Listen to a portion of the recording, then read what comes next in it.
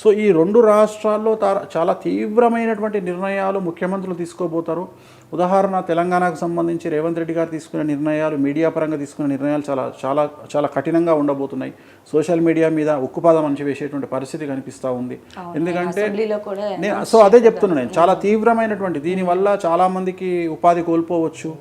So చాలా రకాల సమస్యలు మనం చూడబోతున్నాం. అందుకనే మీడియా అన్న అంటే మీడియా అనేది సింహరాశికి వస్తుంది కాబట్టి వాళ్ళు కూడా సఫర్ అవుతారు. సో మేమేం తోపులం అనుకునే పరిస్థితి లేదు. రాజకీయం జాతకం దెబ్బ కొట్టినప్పుడు ముఖ్యమంత్రి అయినా, అటెండర్ అయినా, హీరో అయినా, పనివాడైనా, హీరోయిన్ అయినా, ఇంట్లో పని మనిషి అయినా అందరూ గ్రహాలకు సమానమే.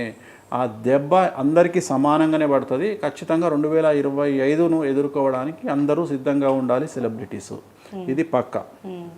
అయితే ఇప్పుడు మీరు చెప్పిన దాని ప్రకారం షష్టాగ్రహ కూటమి వల్ల ఈ సంవత్సరం చాలా ఎఫెక్ట్ అవుతాయని మీరు చెప్తూ ఉన్నారు. మరి మిగిలిన రాశుల పరిస్థితి ఏంటండి? వాళ్ళకి ఏ విధంగా ఉండేటువంటి అవకాశం ఉంటుంది? ఈ రెండు రంగాలకి సంబంధించి చెప్పండి.